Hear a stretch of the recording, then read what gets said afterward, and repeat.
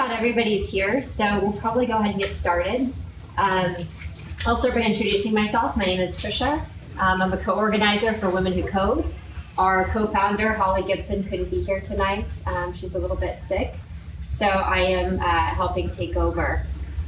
We've got several talks lined up tonight. We have a few that were on the schedule that are no longer speaking tonight. I did want to talk about those as well a little bit.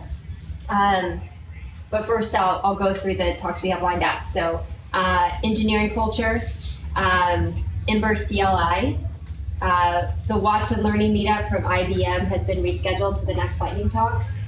But I do want to introduce it a little bit today, and I'll do that at the end of the session. Getting started with APIs, back to programming, Bootstrap, and the Selfish Mentor. So, lightning talks are 5 to 10 minute technical talks. Some people will have presentations. Some people will have an informal conversation. If you feel inspired to get up here and talk about any topic, we absolutely welcome that. Feel free to do it at the end of our scheduled talk. So, a little bit about Women Who Code. Is it anybody's first time here? I know we have a few. So we're a national organization, a nonprofit based out of San Francisco. We have over 25,000 members and about 900 members here in the Austin community. If you haven't been to one of our meetups before, it's a great avenue to get to know other women in the tech industry and to also get started learning. So if you're new to development, if you've been in development a while, either way, it's really a good resource to build upon skills. So I wanted to start a little bit by introducing who I am and allowing each of you to also introduce who you are, and also talk about a few guests that we have here today. So as most of you may know, if you've been coming the last few times, this talk is live streamed. And so you'll see tweetable moments on Twitter. And we also have guests from the UT Journalism School here tonight, and they'll be filming. If you prefer not to be filming, they've suggested you sit towards the corners in the back. If you are at that area and you would like to be filmed, you're welcome to move to the front row. They're also going to be sticking around a little bit afterwards. If you're open to speaking with them further, maybe helping answer some questions, I know they would really appreciate it. So they're doing a feature piece on Women Who Code for a school project, but we're happy that they're here tonight and they're writing about us. So we'll get started with some introductions. I'm Trisha, like I said. I'm a developer. I currently write in C# and Backbone. In my free time, I choose to write in Rails and JavaScript, and we'll go from there. So we'll start over here. I know we have some marketing people in the room. If you're not a developer, just tell us why you're here, what you're interested in learning, and what you're hoping to get out of these meetups. So. Hi, I'm Sonia. I work at a tech startup called Real Massive with Natalia, Hannah, and Annalisa. And we just do marketing. So I work a lot on the media side of everything, producing video content and that type of stuff. I'm interested in just understanding more about the culture and especially like how Natalia functions in the workplace and really anything. It's like an introductory thing for me. So I'm excited to learn. Hi, I'm Hannah. I work at Real Massive, like Sonia said, in marketing. I think I'm interested in learning about more of the front-end design type stuff. That's it. I'm Annalisa, also Real Massive, marketing, and I just want to get my feet wet and learn the basics of HTML and CSS, and I'm signing up on Skill Crush, but it takes motivation, so glad I can check this out. Cool. I'm Christina. I have my own startup. I don't know anything about coding, and that's why I'm here. So I'm hoping, get some inspiration and absorb all the possible knowledge I can from women who know more than me regarding coding. So excited to learn. Hi, I'm Lydia. I also have a startup in looking just to learn a little more and also for talent. Okay. Hi, I'm Natalia. I'm a front-end developer at Real Massive, and I guess right now I'm working in a lot of CSS, but I'm also going to be using this meetup for the Python classes that are coming up. So that's just a plug for you later. Hi, I'm Catherine. I do backend development at Academic Works in Ruby on Rails. I'm also involved in organizing Rails Bridge, so if you want to learn Rails, get involved with that. And just in case you're looking, Academic Works has a front-end position open right now, so find me after this if you want to talk about that. And Rails Bridge is also free. Oh, Rails Bridge is So- also free. It's on Meetup. Mm-hmm. Hi, I'm Gina Helfrich, and I run a group in town called Feminist Hack ATX, which I invite you all to join. I'm looking for a new position in project management or operations, and I'm trying to learn how to code. Hi, my name is Miriam and I work at IBM, and I was actually here to help with the IBM. What's I the think they name? had a Oh, talk, but no, great. we're not doing it. Okay. It was another person who was supposed to be here. Okay. I'm just here to meet all of you all and network and probably help with the next talk which we have on developing on Bluemix. I don't know how many of you are familiar with Bluemix. It's a platform as a service. So I work on one open source project called OpenStack, which is infrastructure as a service. Under IBM Cloud, so all these things fall under IBM Cloud, and that's what our next topic is going to be about. So trying to come here to help people, probably get yourself introduced to Bluemix and how we can develop new apps and learn new front-end. I hear a lot of people want to learn about front-end development and different tools and services, and Bluemix is a great tool to do that. So probably the next talk, you should probably, if you're interested in it. That's great. Oh, should I go next? Hi, I'm Sada. I am a digital marketing journalist person who learned to code, been looking for a gig, do C#, SQL, front-end stuff. Hi, I'm Nikki. I am an embedded software developer at Freescale, mostly code in C, C++, sometimes Python. Hi, I'm Selena. I do project management mainly. I work with an outsourced team, so we do all kinds of different stuff. I don't code myself. I used to do some Rails stuff and kind of want to get back on it. I'm Tammy. I'm in the middle of I'm starting a career change out of the world of print because that had pretty much died. So at this juncture in my career about a year ago, I started learning coding, taking classes at ACC, going to meetups. I'm also in the Rails Bridge, just starting to learn Ruby on Rails, so I'm excited about that. I'm Nora. I'm a Python developer. I work at Python. I'm Natalia. It's Natalia. And I am a marketing person, and I just wanted to learn how to code for fun, so I'm currently slowly getting my way through the Python course on Codecademy. Hi, my name is Jess. I am new to Austin. I'm a UI UX developer specializing in front-end development. And I actually signed up to do a Bootstrap 3 lecture for anybody interested. Hey, I'm Anna. I work for Evernote. I work in the HR team there doing recruiting, office management for the Austin office. And I recently started learning, well not recently, but I started learning Java for fun, most specifically to program Android applications. I'm Maria. I know a bit of CSS, HTML, and CSS. Now I've started learning Ruby on Rails in the Rails Bridge group, and I like to work as a developer. So I'm Edna, and I work at Morningstar, formerly Liv, and I mostly manage people now, so I don't get a chance to code as much as I did before, so I'm looking to get back into a little bit of development. I'm Melissa. I'm currently learning front-end development and mobile development. I'm Lauren. I work at Atlassian as a QA engineer on HipChat.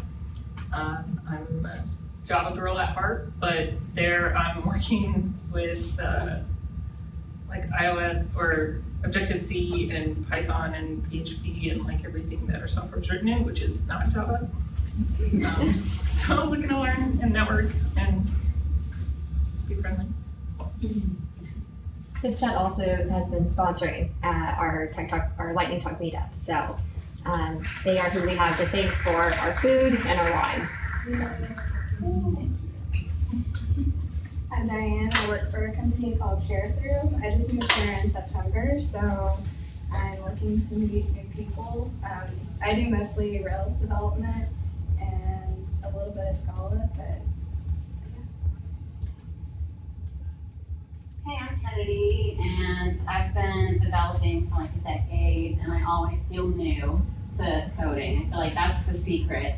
Even when you're in this forever and you have tons of experience, you're always going to be like, what's the latest? And I don't know that. So I've done Java and SQL and JavaScript and CSS. I haven't touched Rails. I've done Grails, Groovy.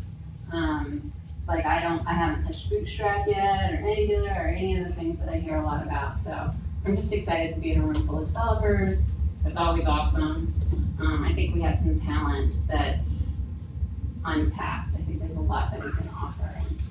So I'm just excited to be here. Hi, I'm Casey. I am a Rails developer.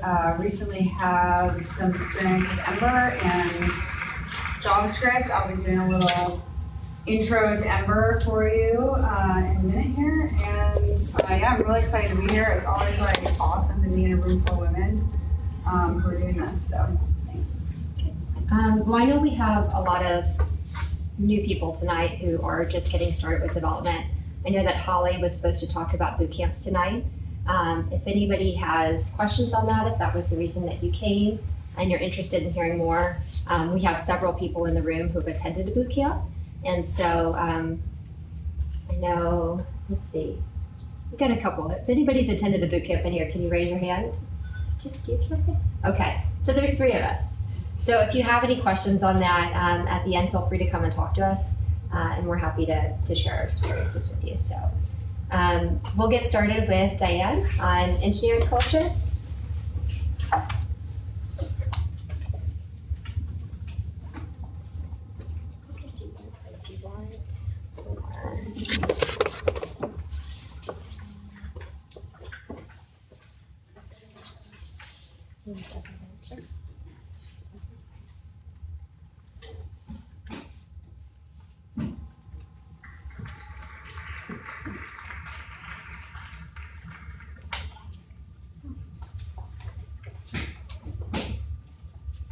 okay.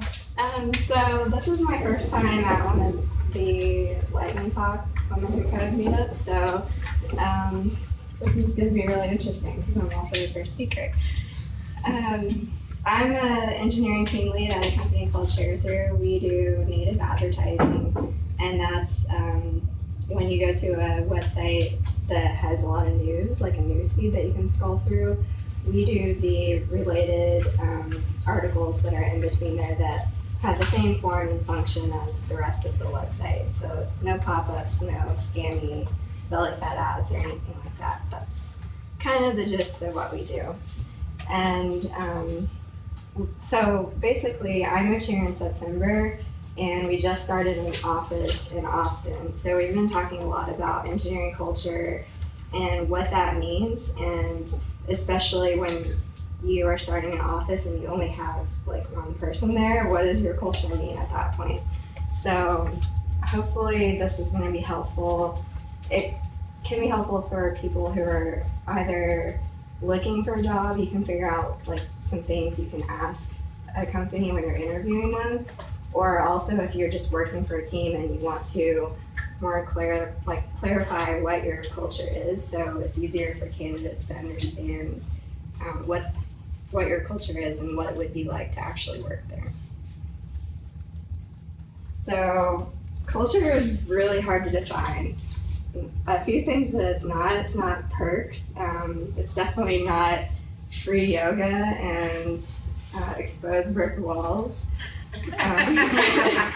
Some people think it is, and that's okay, but for a lot of companies, it means something more. And so we try to actually like go into this and define what it is. And when you think about it, it's actually really hard to answer that question. What is your culture, or what's it like to work at your company? That's a really hard question to answer when a candidate asks you that in an interview. I like to think of it as a combination of your mission and your values, but also going one step deeper and explaining how that impacts your day-to-day work. So that can actually give someone some more information on like what it's actually like to work there day to day, rather than some sugar-coated buzzword things that you have listed on your website. So I'm just gonna go through, like, show you what our values look like. And a lot of companies have this on their website, and this is great. I mean, this is a good first step. It just lists out what our values are, and then also has like a short blurb underneath. But if you think about it, like, this can be interpreted many different ways. And it's not easy for someone to tell from just looking at your website if, like, really what's it like there. And you want a candidate to actually be able to self-select in or out of your culture. So you need to describe it enough to give them enough information about that. You can tell a lot about an engineering team just by asking them what their development process is like.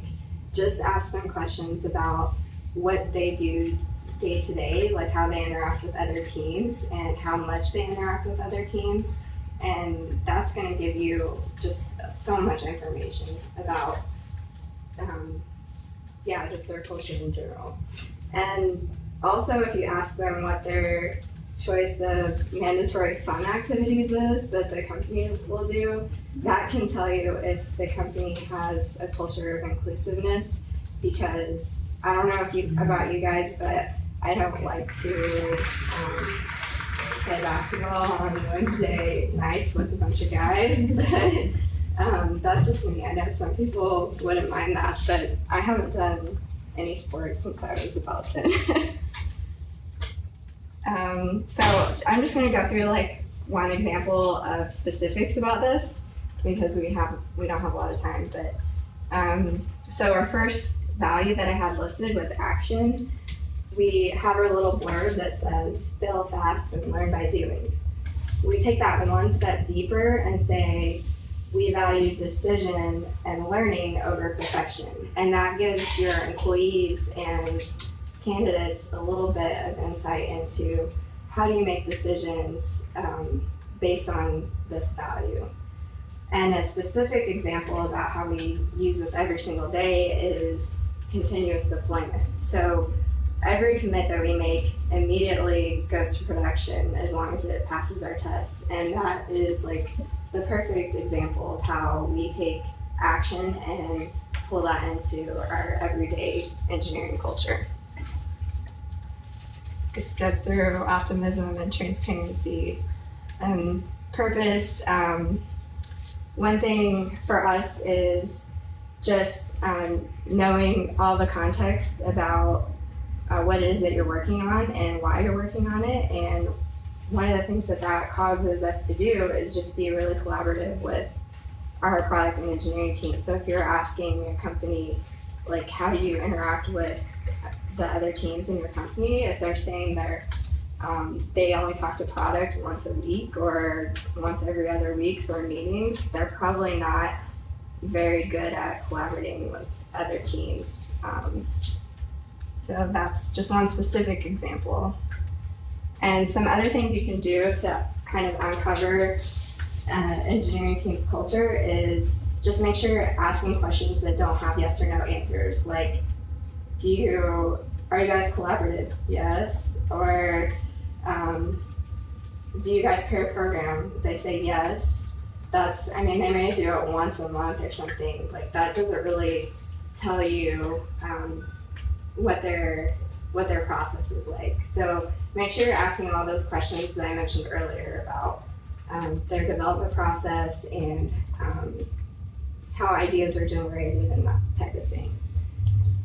Just do a little Sherlock Holmes investigation and go to their engineering blog, Facebook, Twitter. Same thing you would do if you're trying to like figure out like any information you could about someone new that you just met. See how they're interacting with real people in the real world and see if you want to actually work with them on a day-to-day basis. And hopefully that's helpful. It's a little bit off the cuff. My first talk here in Austin. I'm happy to meet you guys.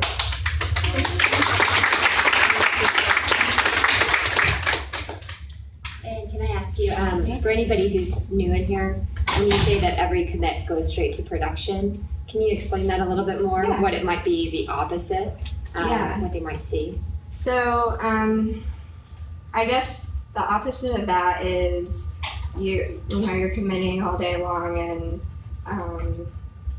you don't actually release the features that you're building until maybe a product person or someone in the business decides that it's okay for those to go out, or maybe they pass quality assurance or something like that. That's the opposite of that. We just basically make sure that our test coverage is good, and as long as we're using feature flags to hide any features that people aren't supposed to see yet, then we just commit it and our tests run, and as long as they pass, our code is deployed. So I could fix a bug immediately and it'll be live in 10 minutes. So that's... I think the nice thing about that is that there are a lot of companies out there where you may write code and it's never used. It may never see production and you spent a lot of time on it. And so I think if you're working for a company where you are pushing to production more frequently, and when you're committing, that means you're committing your code to a place like GitHub or collaborative space. It can definitely make a difference in how you feel about the company. Yeah, it's definitely, and I mean, we haven't been doing that forever. We used to try to coordinate at least a little bit. We would look around the office and say, hey, are we good for a deploy? And we would deploy, but then we realized that was kind of pointless, and we just went full continuous deployment. And it really does have a big culture shift for your team, because you're trusting your team members to write high quality code, and it definitely does make a difference. So,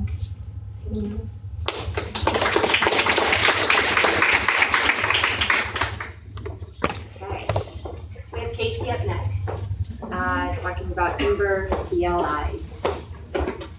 Okay, let me get this thing. I just use this wherever that was.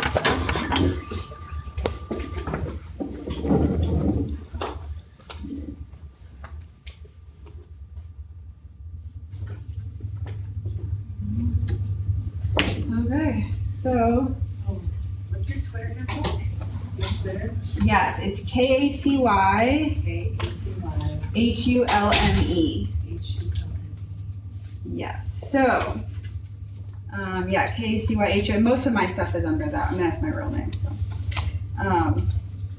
my GitHub and stuff. So, okay. So yeah, my name is Casey Hume. I am primarily a Rails developer. I'm gonna start this.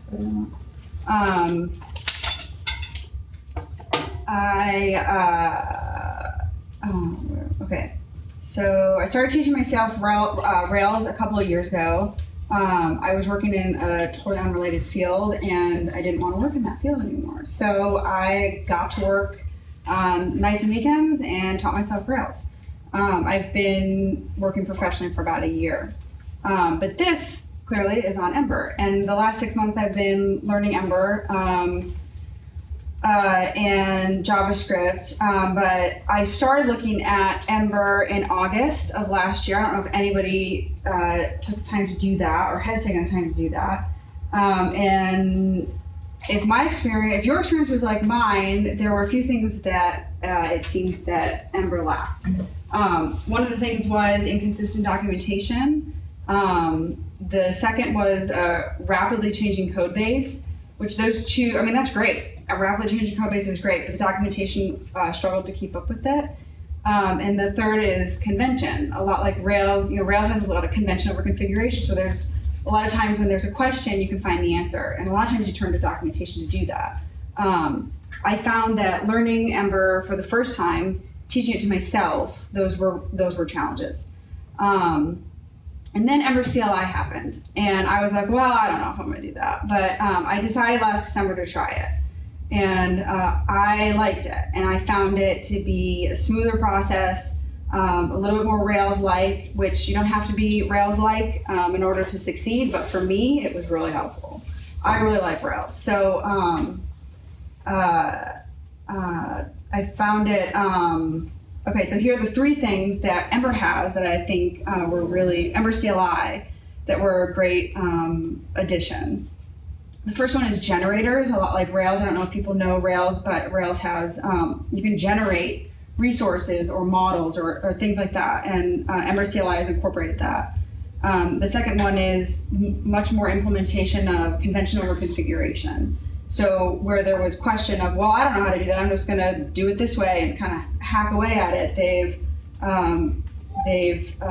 made processes and processes and procedures for things that occur over and over again. There's less of a question of, well, how am I supposed to do that? And the third is, I actually went to the Ember conference in Portland a couple weeks ago, and everything they said there, which of course I can't, go through and repeat here, but it was like every single thing they said, it was like, yes, that's been a grievance. Yes, that's been a grievance, and yes, that's been a grievance. So from what I understood from that, there's going to be quite a great release in June. So a lot of those issues that I have run into are going to be pushed out in June. It's going to be pretty awesome. So if you got turned off by Ember in the beginning, I would say give it a try. And if you're still a little turned off, maybe wait till June and try it then. But I just wanted to show you real quick what it can do. So this is a yoga studio site. You just come here to find out information about a yoga studio. This is built in Ember. I did do a Rails backend for this just so I could have somewhere to put my data. And I'm not going to go into all that. Somebody else is going to go into that, actually, with API talk in a minute. But so just real quick, you just kind of go here, home, locations. Let me open this up a little bit.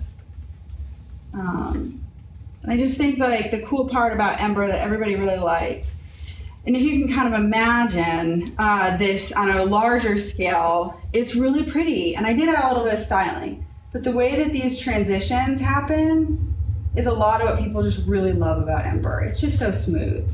And then here's my little, you just send a little teacher an email. Hello. Oops. Hello. And so we just sent that. Here you can see my little email. That's not very big. Okay, so what I wanted to do then was show you where to start. So that's the final. That's what it's going to look like when you're done. You've kind of implemented a few things. It's locations, teachers. So I wanted to show you where you start. And here's where you start. This is Ember CLI. This is their website. I highly recommend going here and kind of reading through it. You're going to need to do what they say here, which is npm install. You need to have Node installed. So you need to make sure you follow these guidelines in order to get up and running. And so what I just wanted to do here was just show you how the generator works. So it's very similar to Rails, if anybody's familiar with Rails. So you do Rails new, here you just do Ember new. And I'm not going to probably wait for this thing because it's an npm issue here. It might take a minute. But these are the files that you get. You get your full application right here with Ember new. So this is what that file structure looks like over here. So here's my studio application. These are the files I get. And none of these is, yeah, so you'll get, it's very Railsy looking, if you ask me, but it's pretty awesome. So I usually start in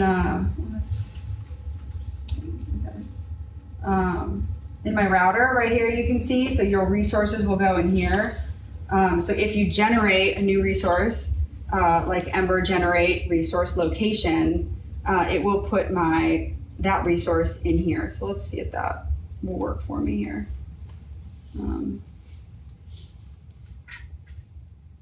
There it is, yay, resource location. So, and we get model, when you use Ember generate resource location, you get a model, you get a test for the model, you get routes, you get templates, and then you get tests for your routes. So, let's just look at those files real quick. Model here, this is what a location will look like. This is your model file. You have routes for the router, which we're not going to go into, but it can sound confusing, but it is pretty clear once you do it. And then your location template, this is a handlebars template here. So it's similar to Rails in that you have an application and then your outlet here is where this is rendered. And then you can render another template inside your outlet. So let's go over here and look at the final file structure. So here's what I put in my model, my location model. You need to, basically get your location. So I'm essentially getting this from from Rails. And that's my data. And then in here, where am I? So here's my template. I added a bunch more resources, as you can tell here, but here is my locations. And then in order to get, so this is my location resource, which we saw earlier. And in order to get the show, the details to show up, you need to nest it like this. So I have my show and then my location ID. So that's my location 1, location 2. And so that's your final beautiful Ember application there. And so, like I said, just to recap, I really recommend going to the Ember CLI. And then the other cool thing about Ember is they have these add-ons now here, which are basically components that you can kind of just put in your application. So that's really incredible too, really helpful for things that a lot of applications needs to do over and over and over again. A lot of people have just written code that you can kind of grab, a lot like a gem. Okay, so I think that's all I've got about that. Does anybody have any questions? I have a quick one. So Yeah. you mentioned that this one needs Node.js to work. Is that how it is? Yeah, you have to have nodes installed on your computer, yeah. And so does Ember CLI work as a template rendering? Is that what it does on top of Node.js? Well, Ember needs to know to run, but what do you mean? No, so Node.js is like the servlet rendering. It renders all the UI things, right? Right. My understanding. Yeah, so the other thing I should mention is Ember has its own server. So you don't even need, I don't need the Rails, any of that stuff. I could essentially, it's a 4200, so I could essentially just do, it's Ember serve is what it is. And then you can just run it in your browser the same way you do Rails. You just go to localhost 4200. Okay. So, yeah. What do you like more about Ember than Rails? Can I be honest? I don't. I love Rails. I mean, you'll never beat it for me. You just won't. But I think the progression of watching language kind of go from really its infancy to where it is now has been really awesome. I think a lot of people lost faith and kind of got frustrated. And I just, where it is now, I think is just really awesome. And I don't know that it'll ever be this incredible, everybody uses it.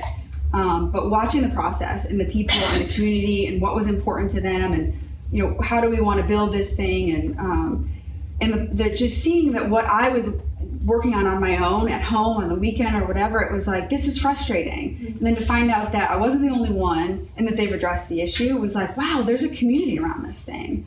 So that was kind of cool. I mean, it was probably one of the cooler things about it.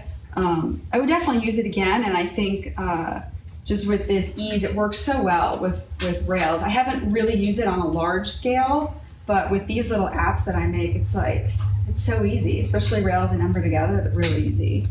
Oh, and the other thing, I used a gem. It's Ember CLI Rails is the name of the gem.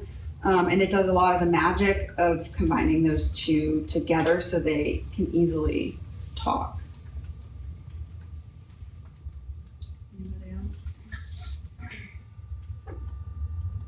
Okay.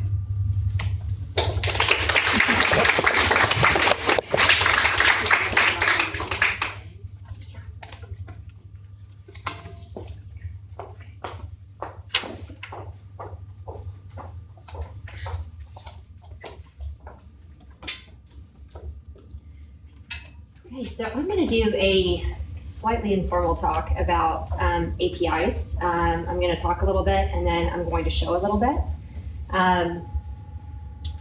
Who in here knows what an API is? A few people, okay. Has anybody used an API? I know there's a few, okay. So I started working with web APIs several months ago. And I kind of had this instant attraction to them because they're so powerful. And for anybody who doesn't know what a web API is, it's something similar to, I'll give you some popular APIs. Instagram API, Facebook API, Google's got an API, Yahoo, Twitter, LinkedIn, just about everybody out there has an API right now. What an API is, what it stands for, is Application Programming Interface. And what that really means is it is a way for you to make a call or make a request to an application, get information from that application to use back in your own application. So what's happening a lot right now is that people are building applications on top of applications. So if you've ever gone to a website and it says log in through Facebook instead of having to create a username and password, or if it says, if anybody's used, there's an Instagram application that allows you to pull in all of your Instagram pictures and then go and print them. So all of those applications are harnessing the power of APIs. Where my fascination with APIs started was I realized that the majority of successful applications are built on top of another person's application. A lot of the apps you see in the App Store, a lot of new services and features coming out, people are taking these existing applications and they're building around them. So even when you go onto Facebook and you see these games that have integrated, are integrated with Facebook. That's what people are doing. And so when I got started with APIs, two APIs I was initially interested in, which are very easy to use, were Facebook and Instagram. Facebook was really important to me because when you're building an application, a lot of times users don't want to go and create a username and a password. The idea of a user going to your application and giving you information about themselves is a little bit scary. And so most of the time, if somebody goes to your application and they can say, hey, just log me in through Facebook, log me in through Pinterest or whoever, it makes them feel a little bit more safe. And so that's the reason that I had such an interest in them, is I thought, well, when I'm building some of these applications, I want people to be able to connect. I want people to feel safe. I want people to be able to share things socially. And so those were the first two APIs that I got started with. So with APIs, they're actually very simple to start using. Most APIs will require a key and a password. You can get those very easily by signing up through their website. A lot of times, and I'll show you how that actually works, but a lot of times that can be a little bit scary when you're first getting introduced to those things, because you go to the website and you're going, I don't know where to go. I don't know what to do. And am I even qualified for them to give me these credentials? That was probably the scariest thing for me when I first went to Instagram's API developer page. I thought, I mean, do I have to show them something? Proof of business? What are they going to need? And the only thing they usually need is for you to have a login to their application. So if you're an Instagram user, if you're a Facebook user, you can easily start using their API. What happens when you make a call to the API is that it forms a query. And so it's looking for you to structure what you're looking for, so the data that you're looking for when you're making that call. So I might be making a call to Instagram's API, and what I'm looking for is maybe a hashtag. So maybe I'm saying, hey, give me back all of your responses with the hashtag women who code. I want you to give me back all of those images. Now, when you make a call to an API, it's not just going to return to you all the images, right? It's going to return you a response in a format like JSON. Now, JSON's not like the guy next door or anything like that. It's spelled very similar to JSON. XML is another format. You'll see those come up a lot in programming. It's a response. It's a written response. And so when you make that call, you'll get a response back, and then you're able to do something with that response. So when I ask Instagram to give me all of Women Who Code's pictures, it's going to return a response that probably gives me, well, it does give me, the image URLs. So if I know all of the image URLs, I can take HTML, I can take CSS, and I can do things with those image URLs. I can display them, right? Because you have an image tag in HTML where you can display a photo. And so they're very easy to start using. They are as simple as get and post request. And then if you've got a business of your own, or once you really get started working with APIs and you have your own data to produce, you can create your own API. I recently did that. It was not as difficult as it seems. It's really a matter of creating endpoints. And when you hear endpoints in programming, that just means that somebody can make a call to a URL, they can go somewhere, and they can retrieve data from your database. So they can say, hey, you can create an endpoint for all of the books in your library, and they can go and they can make a request to that endpoint, and they can pull all of the books from that library.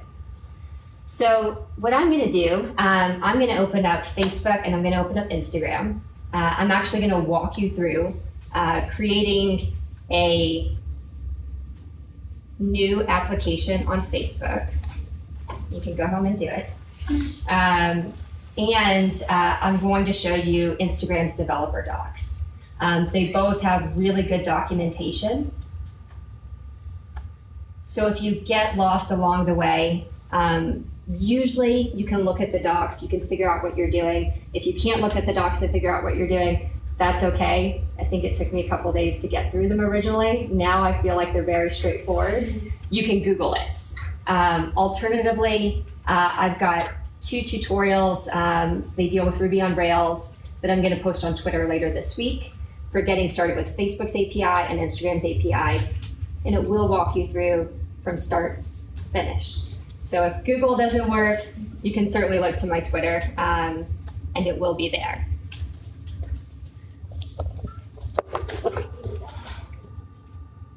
And if anybody posts anything weird on my Facebook feed while I'm in here, just ignore them. I have no control over that. I was thinking about that earlier. I thought, this is going to be the time somebody posts some random thing.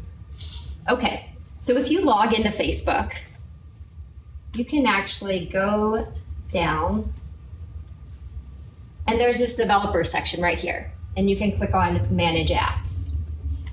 that's going to take you to this nice developer section. So you can actually call yourself a developer once you go here, actually before that, but it does make you feel a little bit more official. So if I click on My Apps, I actually created a test one last night, but it'll have any applications that I've registered with Facebook that I want to use. So if you click on Add a New App, this fun little thing pops up.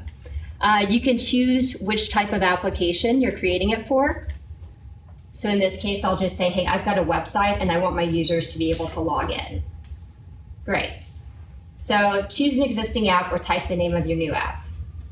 Does anybody have any name suggestions? Natalia? Live stream demo, awesome app idea. Oh, that's great. So very semantic. Now, the reason I don't want to show you one of my recently created ones is because they do contain a key and a password. It's really important when I show you this to remember how important those two pieces of information are, because what happens a lot is people will actually go onto GitHub. GitHub is a website where you commit your code. Not everybody, but a lot of people use it. People will actually go onto GitHub and search for people who have publicly displayed in their code somewhere their application key and password. And they will go and they will abuse their credentials, and it's not a good thing.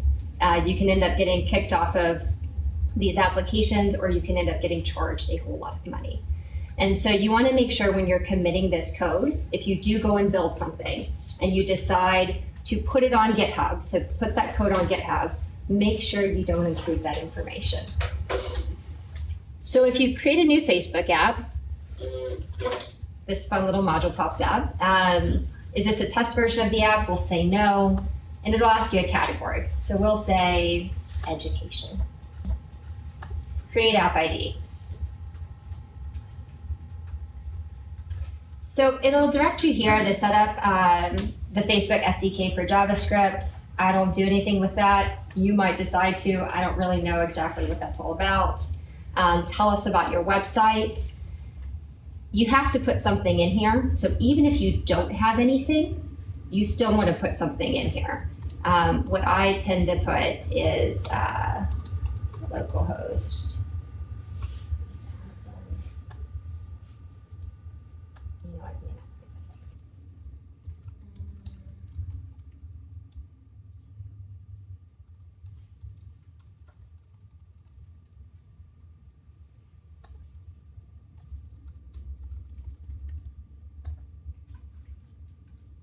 Okay. It'll say test your Facebook integration. Again, I haven't really used that. And then you're set up. So let's skip that. Okay, so here's my dashboard. So in here, you've got all kinds of details about your application. What's really cool, and I have not utilized these to the best of their abilities yet, but they will actually show you details on your application and how it's performing, who is signing in, how often they're signing in. I think that may be under Insights. And there's a lot of information as a developer that you can use in here. We don't want to go there. So on this dashboard, what you'll see is you'll see an app ID and you'll see an app secret. Those are the two things that you need to get started. So if you do show right here,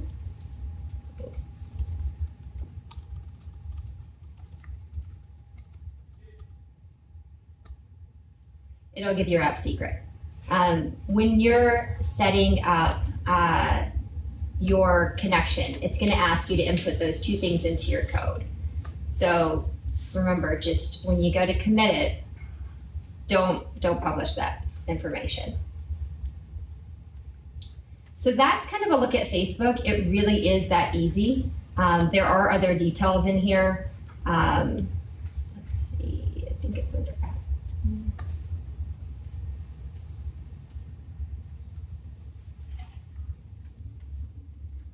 Okay, so there's other details in here.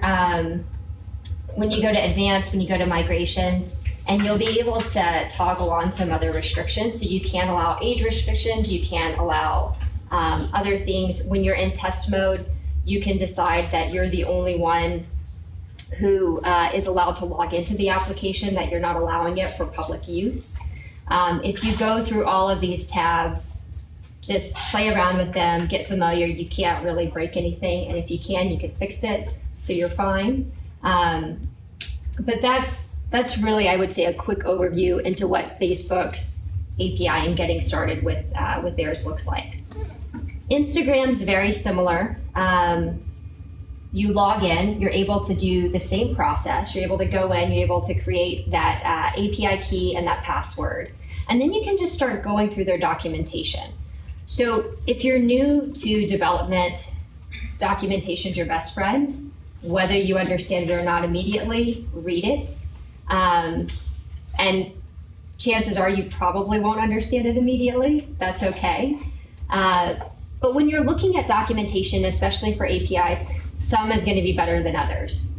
I think that Instagram and Facebook have great documentation. LinkedIn's I've been pretty happy with, but you will run across some APIs where it's just terrible. And you're going to have to Google like crazy to figure out what they're even talking about, what to do. But they will share with you endpoints, as well as authentication and exactly what you need to do. As long as you can be patient and you can read through the instructions, they're usually fairly straightforward. And if they're not, somebody's written a tutorial about it and you can Google it and they will be much more straightforward.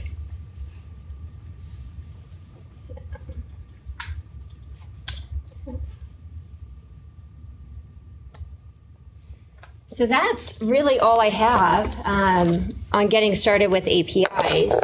I would encourage you, if you have an idea for an application, and it's, if you've ever used somebody else's application, you've said, hey, you know what, I could make this better. Or you've used it and you've said, you know what, I think I could create a product or a service off of this. Go in, see if they have an API. Google. You can Google Spotify Developer API, Yahoo Developer API, and it's going to pull up their API documentation. Chances are, if it's even a moderately known company, they're going to have an API. So get started there, walk through their documentation, look at tutorials online, and you can do that by simply Googling Facebook API tutorial. If you're using Ruby on Rails, you can say Ruby on Rails, Facebook API. Those key terms will populate a lot of results, a lot of tutorials on taking an application from scratch, where if you don't even know anything, to getting that API implemented and making a call to it. That's all I've got. Anybody have any questions? Is anybody interested in any particular APIs? Did you know that Domino's has an API? No. I just learned that last week. That's pretty cool. Yeah. Like I said, almost everybody has an API. Will you tell us how to hide your app ID and app secret before you commit your code to GitHub? So there's a couple of ways you can do it. One way, and it's not easily explained, but you can actually refer to it in your Bash profile. So you can put it inside of your Bash profile and then make a call from your application to that profile. Oftentimes, whenever you actually go into an application, so I know that Heroku, for a lot of their applications, will actually just ask you for that information and they'll store it there. Otherwise, I would say in your git ignore file, you could also ignore that when you're committing it to GitHub. And if anybody doesn't know what a git ignore file is, because I know I was at these points before where I didn't know a lot of terms were coming up. In your application, you could have an ignore file where you tell it, do not upload, do not commit any of these files, just ignore them. That's kind of it.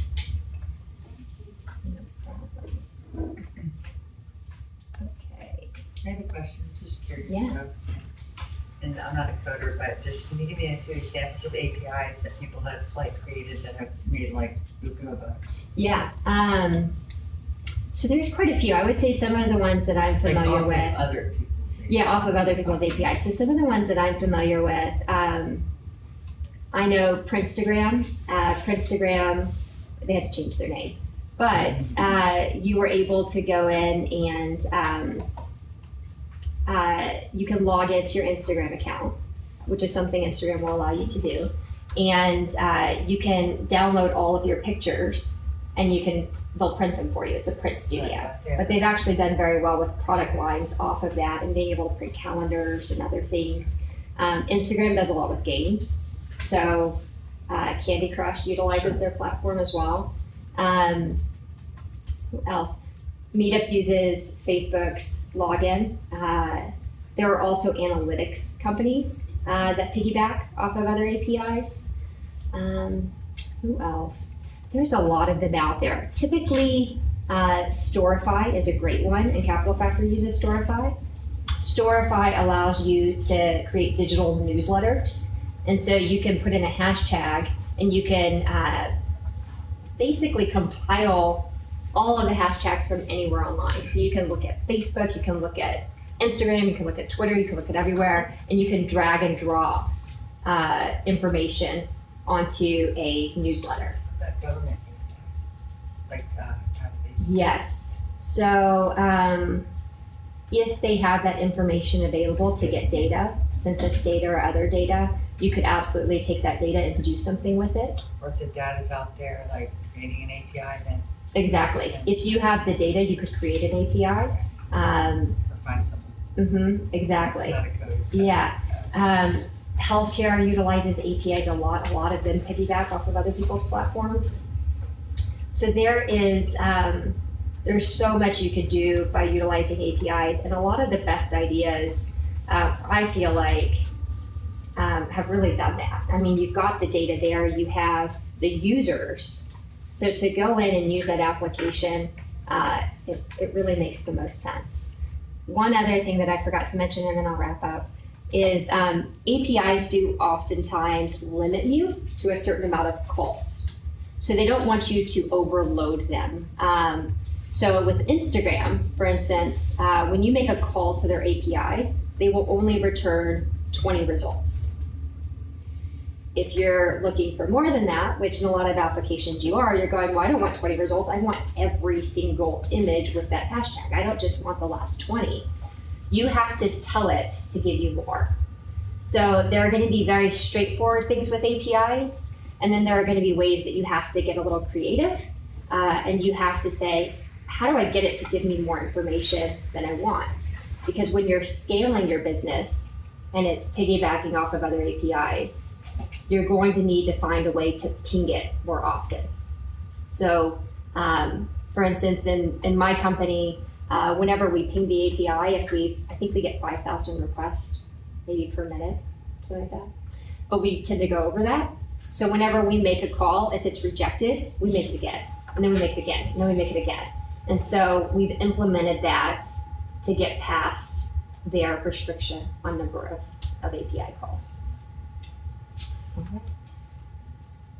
think up next, I just lost my spreadsheet, but I think it's Natalia. I'll go, unless somebody's already ready. Let's see. I'm ready for this. Are you ready? Yeah, I can sit it up. Yeah, you can go, and then we'll move over to Summit. Just go. I already got up. Perfect. All right, well, hello. I'm gonna do a quick straight out of the moleskin with a couple of notes here. Talk. If you've come to the Women Who Code Nights, you've probably seen me up here before, and you're probably wondering, what is she doing up here again? She is still talking. Well, that is because today I am here to talk to you about being a selfish mentor, which I will like to self-identify as being a selfish mentor. Now, what is that? Let me backtrack before I go into that. I'll let that hang in there a little bit. If you're getting started in tech, probably you've heard the following phrase: find a mentor. Who has never heard that before? Exactly. You hear all about find a mentor, but the second half of that sentence is actually be a mentor as well. When is it a good time to be a mentor? All these questions start to come up, and so that's what I'd like to talk to you about. Just a bit of background. Oh, Your Twitter handle? oh, it's my name, Natalia. I went really low tech here, sorry. Natalia with the lightest marker I can find. And then the number 3, THREE, spelled out because I didn't think ahead when I created this. So a little bit of background. I first became a mentor pretty much immediately upon graduating from college. I got my diploma and I was immediately put in charge of people and students, high schoolers, ready to learn art. I was supposed to teach them with great poise, grace, experience, things that I had just finished learning that summer. And in fact, it was just finished learning. So, yeah, what do you do when some of the students look older than you, they're looking up to you, and you're teaching next to someone who has been in there for decades, who knows what they're doing? Mentorship feels intimidating. But good news, it always feels like that. You will never feel ready to be a mentor.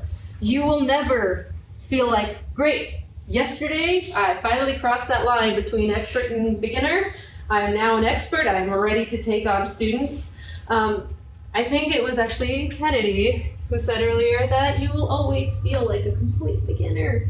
And so that's never gonna go away. So if you're waiting for that magical moment where you're gonna be ready to start mentoring, it's not going to come. And plus, there's always gonna be someone better. That's not something that should stop you. So how do you become a mentor? It's a big charged word. Like, how do you become a mentor? It seems like it's full of responsibility, like, well, I'm not really ready to be your mentor. We could just have a talk, maybe go hang out over coffee. And that's exactly it. You don't need to have this contractual agreement like, I am now your mentor.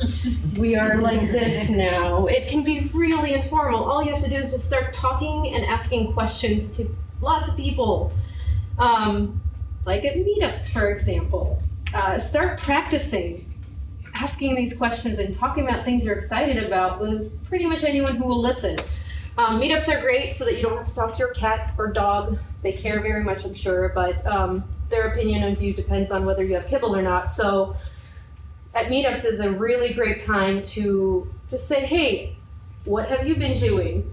I too have been doing this. And just excitedly talk about it. And you don't even have to be that excited. It's pretty exciting stuff. If you're in this room, you probably think like, yes, Ember or Rails, and you get the whole war started. So you just share with anyone who listens, who would listen to you, and you might find the most curious thing. You might find your mentor right then. You might find that you are a mentor and you're ahead of, in this one little tiny part of the journey, you may have taken a few steps further than the person listening to you, and all of a sudden this relationship is formed, and it's pretty amazing because the 6 years that I spent teaching in the classroom and standing in front of students and painting and showing them how to do it, trying to think and explain things that supposedly I was an expert of because I got the degree and everything. Those were the years that I really got my true education. My education really started when I started being a mentor. And so that's why I'm here, to just encourage everyone to go and start. We're already on a rooftop practically, so you can just start shouting about all of the things you're excited about. The hardest part, I think, is because everybody in here is already excited about everything. You're like, yeah, I could talk someone's ear off about something, but then they'll know exactly how much I know and don't know about something.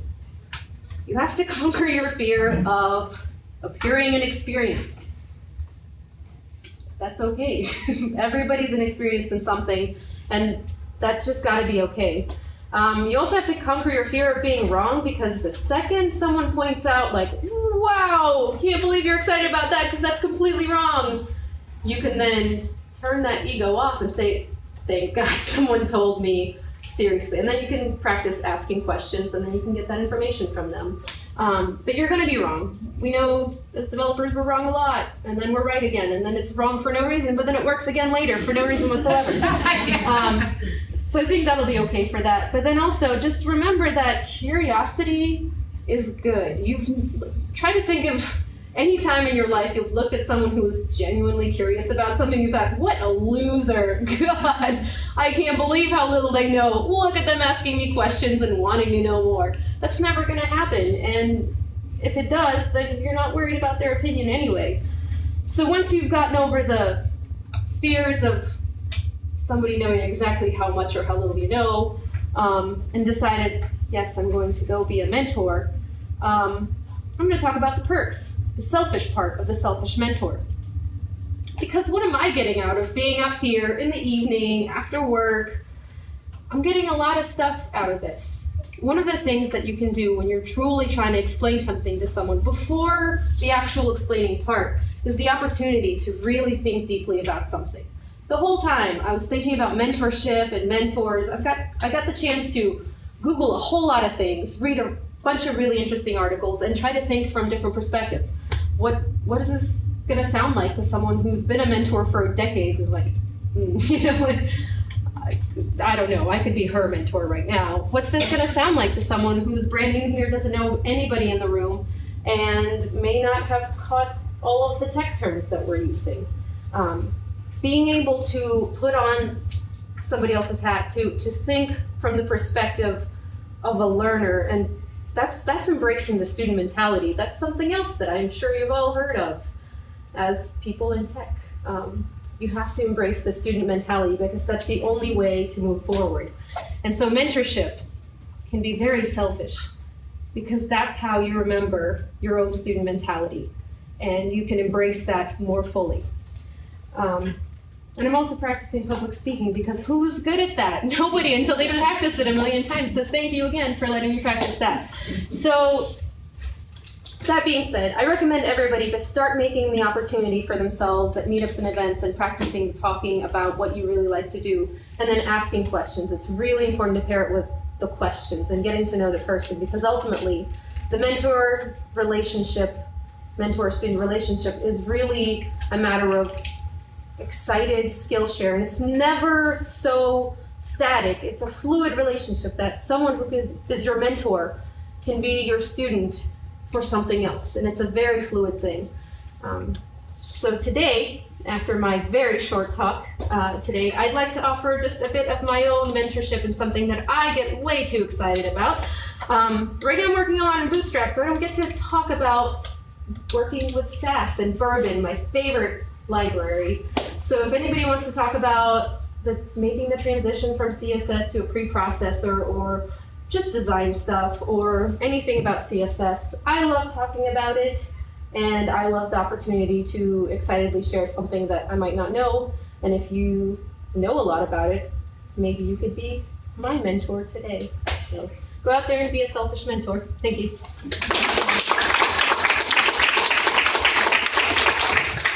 I actually want to mention something. I just finished reading yesterday a book by Foray Giuliano, who wrote, I think it's Why French Women Don't Get Fat, which I never actually read, but a new upper. She wrote Women Work and the Art of Savoir-Faire, and she talks a lot about how, especially in the ranks of women in the professional world, we're not mentoring each other enough. And she's kind of gutsy, so at times she can be a little bit forward and maybe a little off-putting. You have to kind of stop and think, why am I rejecting what she's saying so much? But I think on the whole, her book was pretty good. That raises the question of women are more likely to have less confidence about something. So maybe that, the imposter syndrome, I'm not a professional yet, I'm not ready for mentorship yet, is holding a lot of us back from a lot of really fun coffee talks and conversations about all kinds of great APIs and everything. I'm sorry, I didn't ask if anybody had questions, but I'm also going to be around after the lightning talks as well. Natalia, can I ask you, so if, I feel like this question comes up a lot. If somebody is new to this group and they're really excited about what people are doing, but they don't really know how to ask somebody to be a mentor. I know that can be a little bit scary when somebody's first getting started. What do you suggest? As someone who was in here as a just getting started person a while ago, the most important thing is pay attention to what people say they do right when they're introducing themselves. Just take notes like, oh, you work with Python? Great.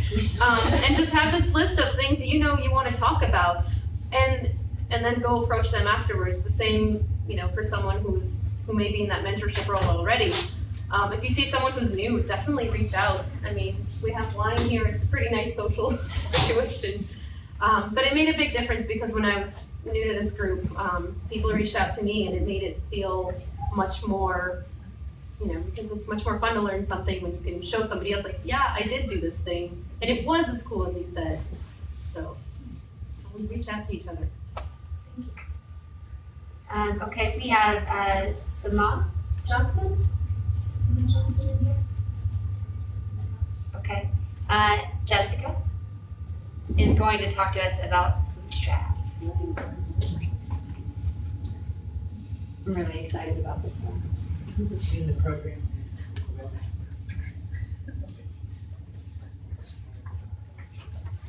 I need help getting set up. Possibly. So this is my first meetup here. I'm new to Austin. My name is Jessica Burnett. I'm a UI UX developer. Been in Austin 9 days.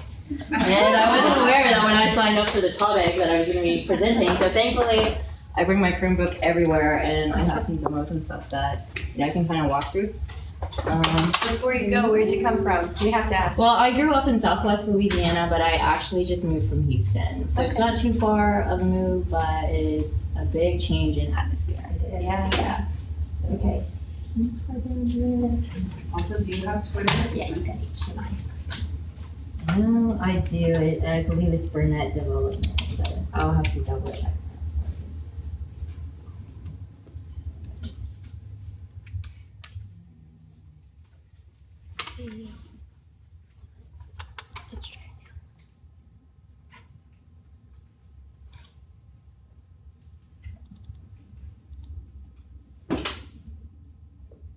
So primarily I write HTML5, CSS3, JavaScript, some jQuery, and I've been using Angular.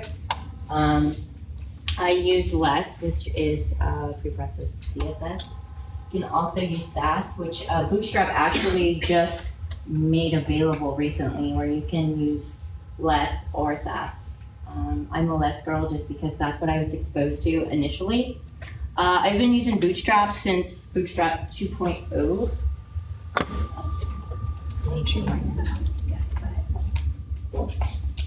Okay, so basically it is a library, and basically it comes with CSS, JavaScript, and it requires a certain version of jQuery.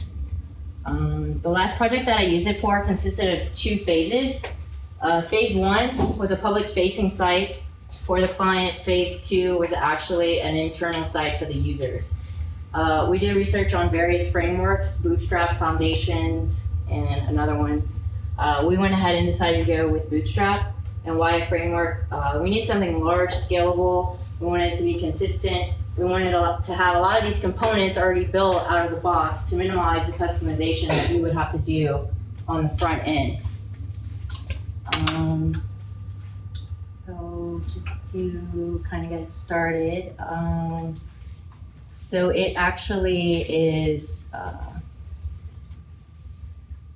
I'm completely unprepared, but that's okay.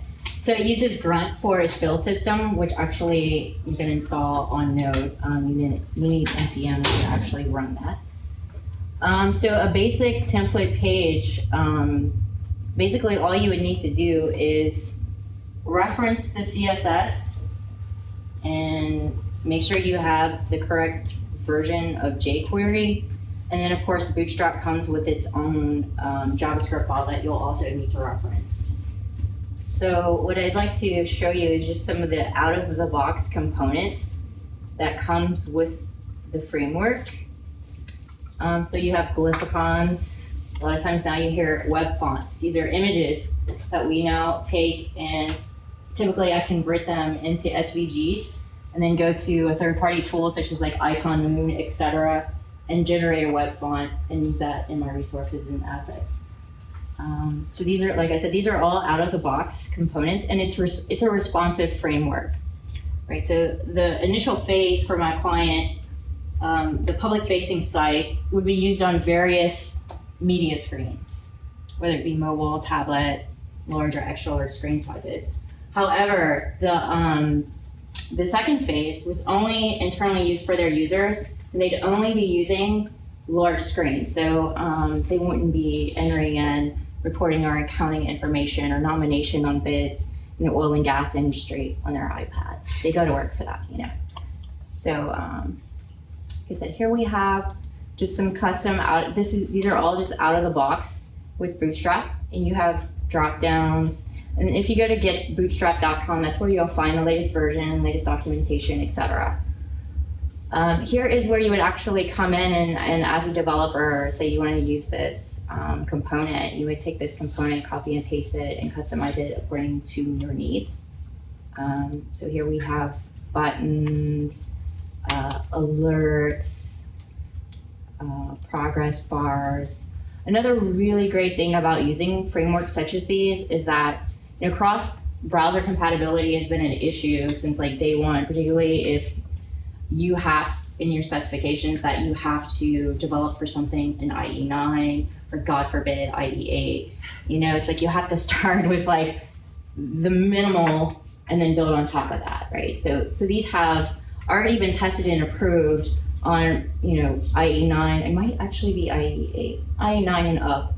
There's a lot of documentation for Bootstrap as well. I mean, it's all over the place. There's a lot of customizations.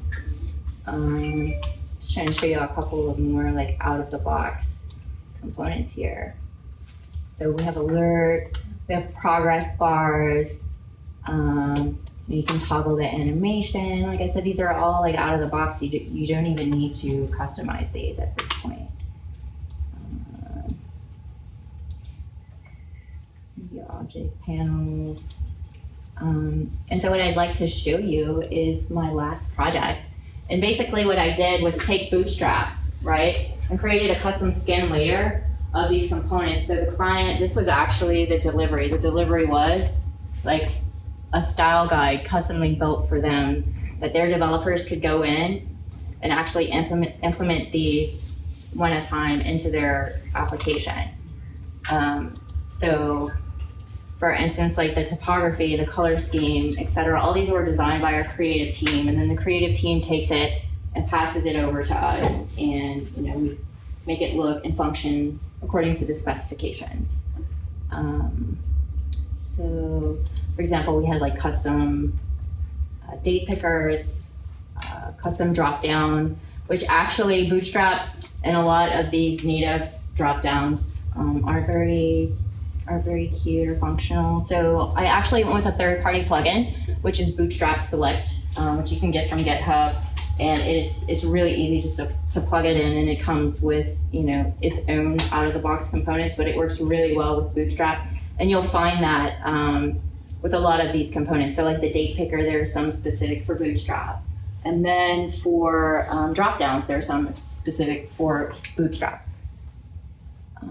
This client in particular, I actually built them custom glyphs, which the process I spoke to you earlier about is what I use. We even did them a custom grid. And for phase 2, I actually had to disable the responsive because, like I said, the users were only going to access it through an extra large screen anyway. So we actually built them a custom grid there. And I think that's it. So if you guys have any questions, feel free to ask. I just wanted to recommend, if anybody wants to get started with Bootstrap, last I checked at least, Code Academy has like a part of their CSS stuff is using Bootstrap. Yeah, yeah. Right? So it can show you like how to actually. Correct. And this is a basic template page that I built with Bootstrap and JavaScript and jQuery with like a multi-level fly-out menu here. And then this is back to the drop-down here. And then here's some basic functions here. And then I like CodePen. CodePen is a quick place for me just to go throw up some HTML and CSS and see how it looks, right? And so here I was just toying around and making a Bootstrap. What I was going for was like a glass button effect. And so these are actually Bootstrap buttons, and then I just kind of customized these. But I highly recommend like GitHub. I'm on GitHub, CodePen, and these are a great resource to collaborate. to share your work and to also like get answers. You know, like I use Stack Overflow a lot as well. So do you guys have any other questions? As a UX person, do you think there are issues unique to you, like things that stand out to you that, I don't know, might not to other developers? When you're looking for the right tool? I think like for me personally, like I said, a lot of it is a matter of preference, right? Like why did I choose Bootstrap over Foundation? They both do the same thing. Why would I choose Less over SAS? They pretty much do the same thing. I think, like I said, for me, it has a lot to do with what I was exposed to in the environment and just building from there. Personally, I love Google APIs, Google developer tools. You know, there's just a lot of, you know, free things available out there. But I hope that answered your question. Yeah. How does it behave when JavaScript is not available? So basically inside Bootstrap, I believe that there is something that will like switch and trigger and let the end user know, like you need to enable JavaScript on your browser, and that's out of the box. There's nothing that you need to do. I think it's automatically enabled, so you'd actually have to disable that. Nothing special you need to do. Yes, ma'am. So the deliverable for this project is actually like just a library that they valued, like they were looking for something to create consistency across all their tools, or? So the deliverable was custom components, right? So we gave them a baseline of like these are components that we will deliver to you. And this was actually the delivery here was, it actually looks, if you notice, a lot similar to the Bootstrap style guide. But here we just have it customized for their developers, right? So their developers would actually come into this delivery here and say, oh, I need that component. Well, let me go there. So I will look up my Twitter real quick because I think somebody asked me on my Twitter. But does anybody else have any questions?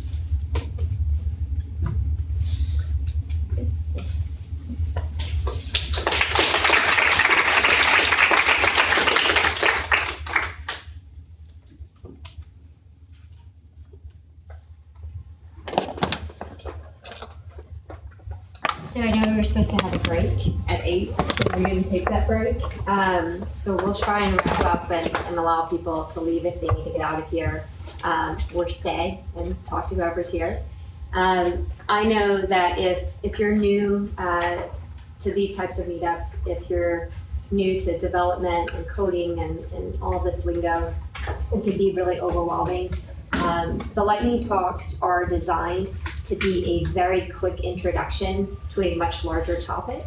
And so if there's anything here that piqued your interest tonight, I encourage you to go Google it, figure out ways to find out a little bit more information about that topic, or do what Natalia suggested and go talk to the people who talked about those topics. Or if there's somebody at the beginning that introduced themselves and they write in a language that you've really been wanting to learn, go and talk to those people. Outside of that, I know a lot of people come to these meetups and it's their first time and they're going, I don't know where to start. I always tell people, start out by figuring out what you want to create. And from there, you may say, I want to create an iPhone app. I want to create an Android app. I really want to create a website, a web app. And that's going to really tell you what languages to focus on. So from there, you've got a more direct path, and you can find resources online. If you're really crazy like some of us, you can do an immersive boot camp. If you're not crazy, you can spend weekends utilizing online resources and come to meetups and find ways to learn more about the topics that you're interested in. So from here, I know that our wonderful UT students are back there. I know they'd love to talk to some of you if anybody is interested. And otherwise, feel free to mingle, drink as much of the wine as you'd like, because I think we still have some left. Take sandwiches if they're here and you want to take some home. And just feel free to hang around and ask questions, but you're not obligated. So. Okay.